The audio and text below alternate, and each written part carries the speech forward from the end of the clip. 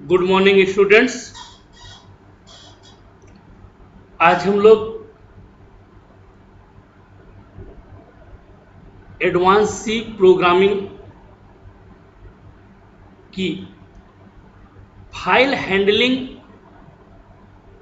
Concept के अंतर्गत random access file के कॉन्सेप्ट को पढ़ेंगे।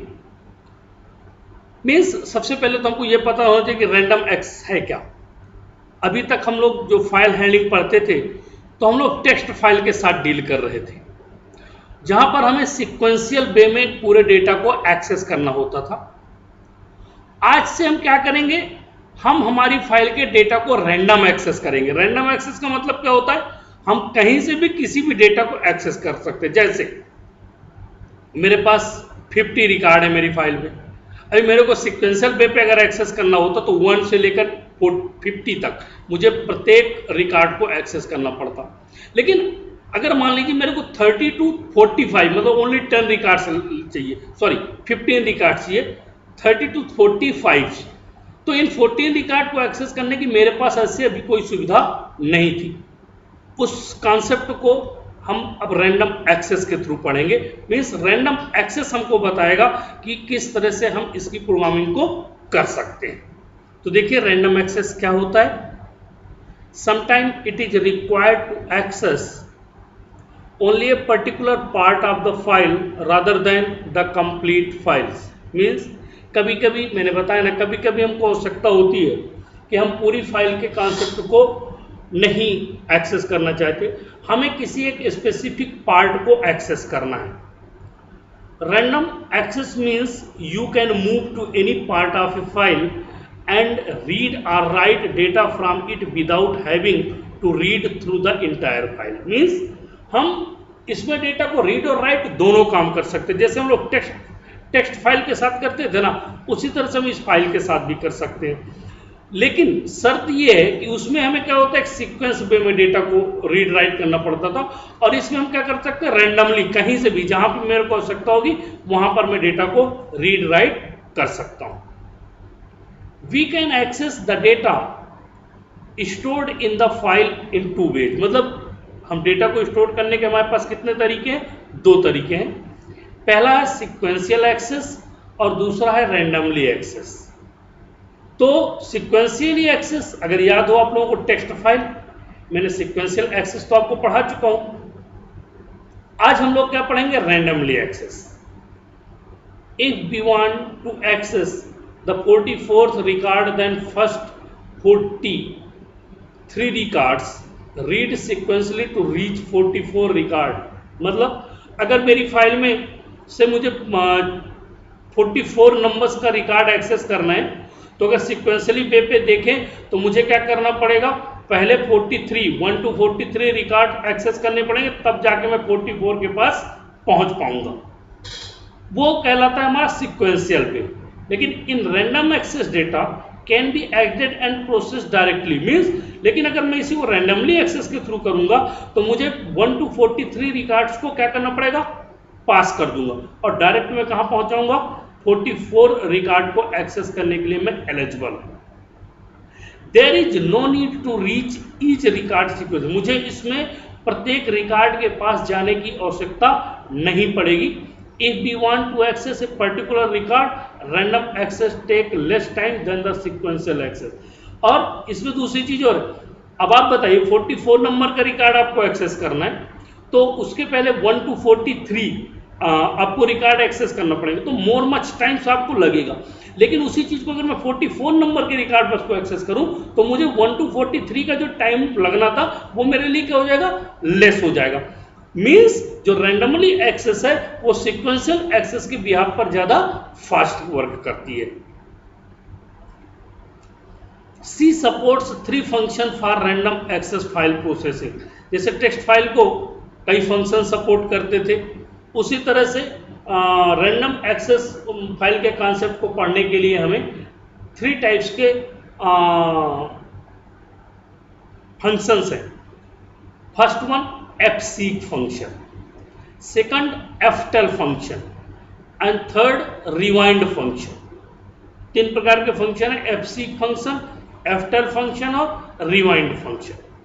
अब fseek फंक्शन क्या होता है? The fseek function is used to set the file pointer to the specified offset। मतलब जो हम fseek फंक्शन का यूज, चूंकि अब हमें क्या करना है, डेटा को रैंडमली एक्सेस करना है ना, तो रैंडम कितना बनेगा, या तो मैं टॉप से फाइल के करूं या फाइल के एंड से करूं, या फिर टॉप और एंड छोड़ के कहीं से भी कर लूं, तो 3 टाइप्स के ऑफसेट बनेंगे। तो fseek फंक्शन का हमारा कार्य है कि हम हमारे पॉइंटर को कहां पर सेट स्पेसिफिक पोजीशन पर करना चाहते हैं। It is use to write data into file at the desired location, ताकि मैं उसी डिजायर्ड लोकेशन, जिस लोकेशन से मुझे डेटा राइट करना है या जिस लोकेशन से डेटा मुझको रीड करना है, उन दोनों कार्यों को मैं आसानी से कर सकूं। इसके लिए मैं fseek फंक्शन का यूज करता हूं।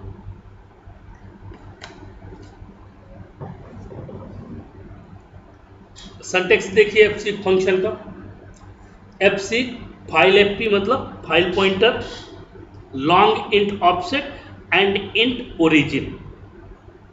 There are 3 constants use in the fseek function, मतलब 3 कांस्टेंट इसके साथ यूज किए जाते हैं।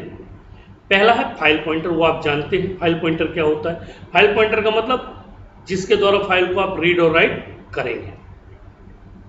ऑफसेट, ऑफसेट का मतलब होता है it denotes the number of bytes which are skipped backward और फॉरवर्ड, मतलब इसका मतलब होता है कि कितने बाइट्स आगे और कितने बाइट्स पीछे आपको स्किप करना। जैसे ए से लेकर जेड तक 26 कैरेक्टर है, मुझे अब 5वें नंबर का रिकॉर्ड चाहिए। मैं कहाँ हूं, मान लीजिए मैं ए के पास हूं, मतलब मैं 0 पे हूं, तो मुझे 5वें नंबर का रिकॉर्ड चाहिए, तो मैं आगे प्लस पे जाऊंगा, ठीक है। तो मेरी क्या वैल्यू होगी, पॉजिटिव, क्योंकि मेरे को आगे जाना है।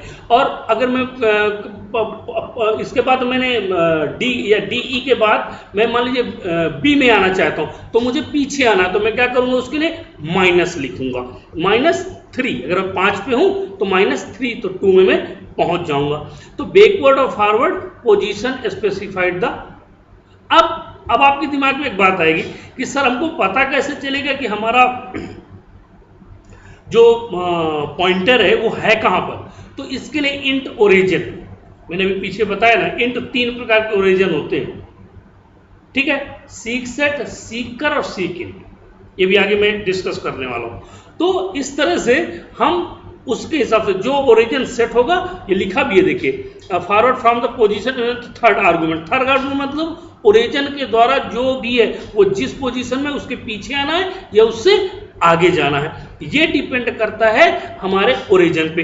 अगर ओरिजिन मेरा 1 पे है और मुझे 10 नंबर पे जाना, तो मुझे आगे जाना पड़ेगा। अगर मेरा ओरिजिन 20 नंबर पे और मुझे 15 पे आना है, तो मुझे क्या करना पड़ेगा, उसको पीछे आना पड़ेगा। अब आपके दिमाग में एक बात आएगी, सर आगे और पीछे आएंगे कैसे। तो इसके लिए हमारे पास 2 वैल्यू है, एक पॉजिटिव वैल्यू, एक निगेटिव। पॉजिटिव का मतलब क्या है, हम आगे बढ़ेंगे, और निगेटिव का मतलब है हम पीछे आएंगे। तो it is in a long integer which can be positive और निगेटिव, वही ना। पॉजिटिव वैल्यू से हम आगे की ओर बैकवर्ड जाएंगे, और निगेटिव वैल्यू के थ्रू हम फॉरवर्ड आएंगे। अब देखिए तीसरा argument, origin. Origin is an integer which specify the origin. Original क्या पोजीशन है हमारे पॉइंटर की, ये उसको बताता है। It takes one of the following 3 value, 3 value है, सीक सेट, सीक कर और सीक एंड।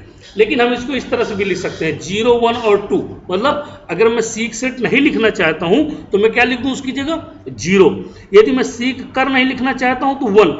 यदि मैं 2 नहीं लिखना चाहता हूं तो उसकी जगह मैं क्या लिख दूंगा, सीक एंड। मतलब 0 का मतलब बिगिनिंग ऑफ द फाइल, मतलब मैं फाइल की शुरुआत में हूं। 1 का मतलब करंट पोजीशन, जहां पर भी हूं वो उसी पोजीशन से। और 2 का मतलब है एंड ऑफ फाइल, मतलब मैं फाइल के सबसे आखिर में हूं। तो देखिए इस तरह से ओरिजिन है, ओरिजिन के आधार पर वो आगे और पीछे जाएगा। ओके, तो देखिए मैं एक एग्जांपल आपके साथ शेयर करना चाहता हूं। देखिए आप इसके एग्जांपल्स कैसे बनेंगे। ओके,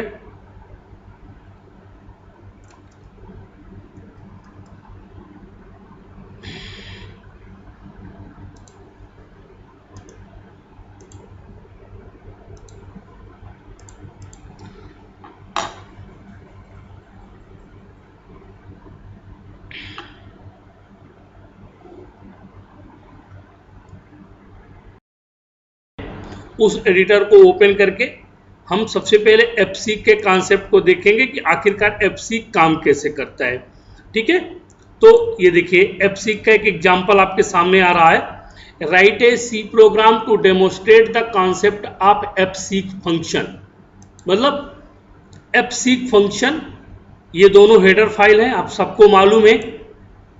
मेन फंक्शन है, फाइल पॉइंटर है आपका, और इसके द्वारा मैं माई फाइल डॉट टीएक्सटी, किस नाम की, माई फाइल डॉट टीएक्सटी, किस मोड में, W+। यहां पे W+ की बजाय आप WB भी लगा सकते हैं, नो प्रॉब्लम।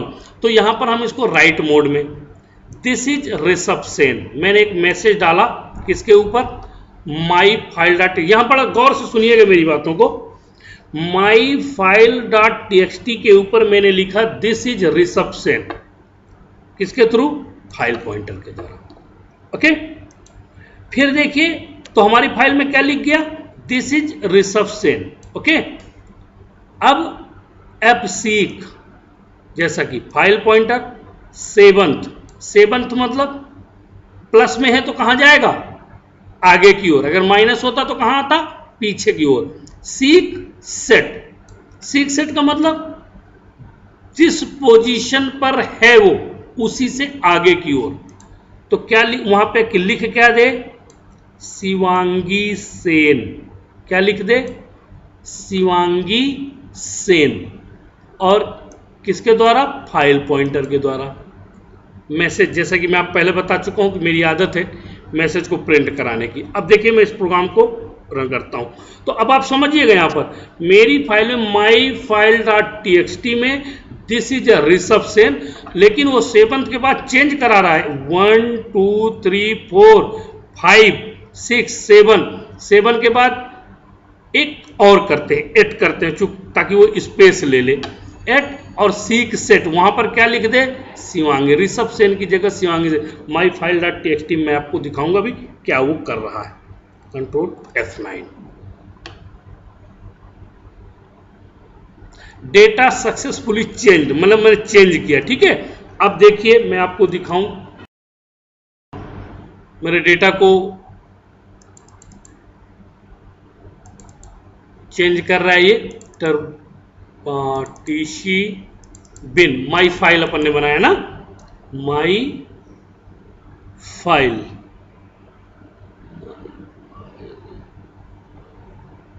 ये देख पा रहे हैं आप, दिस इज शिवांगी सेन। आपका इसमें लिखा क्या होना चाहिए था, ऋषभ सेन। तो इसका मतलब है कि मैंने 7th पोजीशन के बाद उसको क्या कर दिया मैंने, अब आपको थोड़ी सी गैप दिख रहा होगा यहाँ पे, गैप इसलिए कि शिवांगी सेन की पहले स्पेस है इसलिए। ठीक है, तो इसको मैंने यहाँ पे क्या कर दिया, राइट कर दिया। अब बारी आती है कि सर ये एक्सेस कैसे होगा, तो उसके लिए भी है।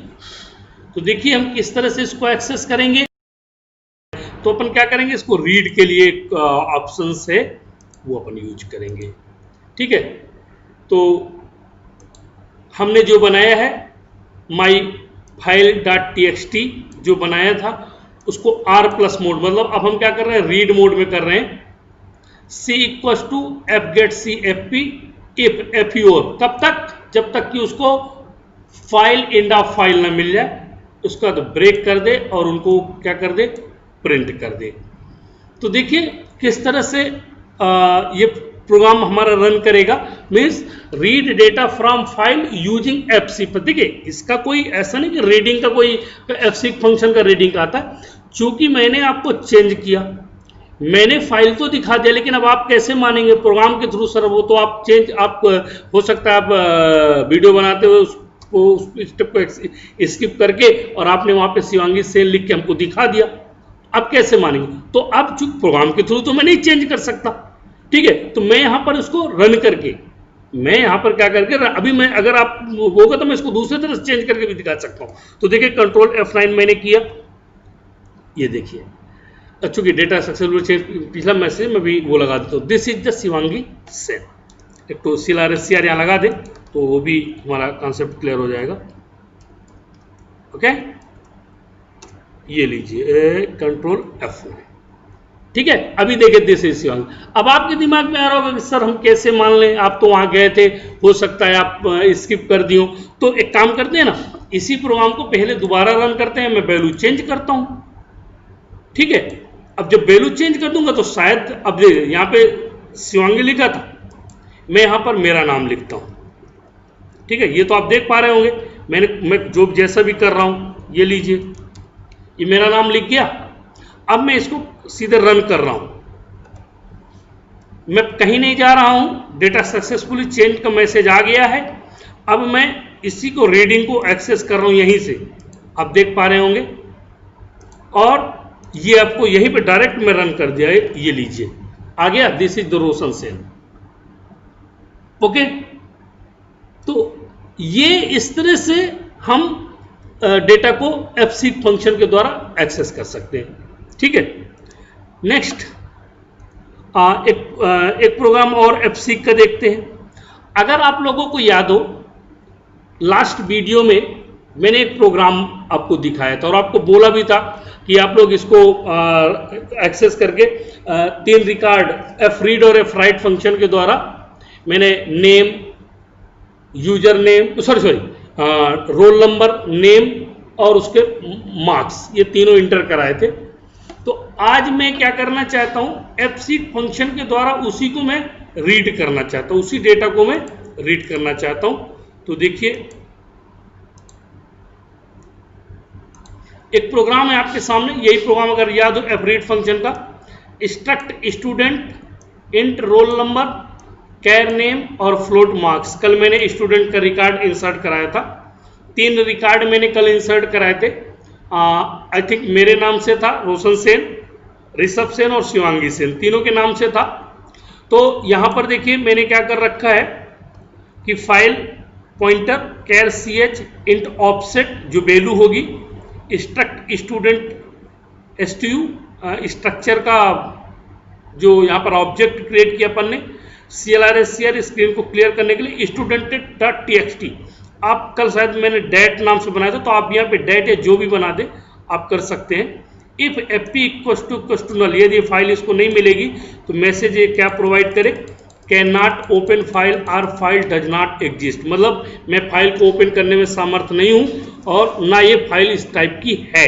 और यदि ऐसा नहीं है तो क्या है, मैं अब देखिए यहाँ पे लास्ट रिकॉर्ड, फाइल में लास्ट रिकॉर्ड कौन सा है, तो offset equal to size of stu -1, जहां पर भी है उससे -1, लास्ट पे अपन ऑफसेट गए ना, उससे -1।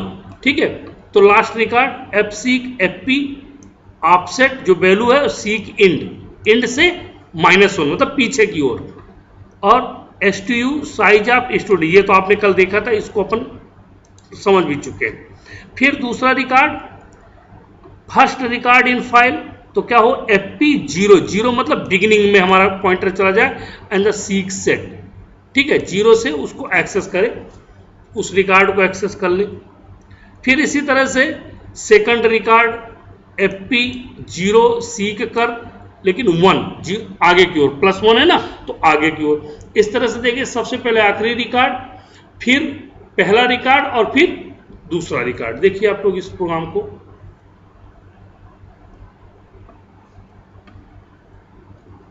देखिए last record in file 1003 Shivangi marks 99, first record क्या था 1001 रोशन 78, सेकंड रिकॉर्ड था 1002 name Rishabh and the marks 98।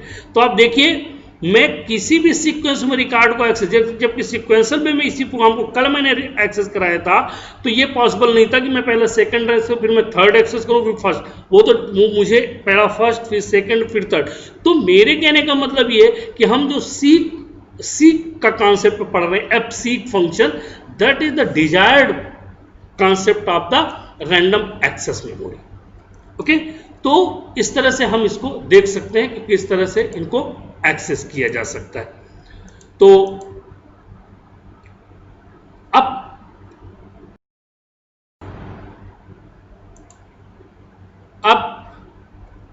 इसके लिए एक नोट है, student.txt file must exist with at least 3 record. चूंकि हम प्रोग्राम चलाएंगे, अगर उसमें 3 रिकॉर्ड नहीं मिलेंगे तो हमको एरर मैसेज जनरेट होगा। तो वो कह रहा है ये कंपलसरी है कि student.txt फाइल में आप कम से कम 3 से अधिक हो जाए नो प्रॉब्लम, लेकिन कम से कम 3 रिकॉर्ड्स जरूर एग्जिस्ट करें।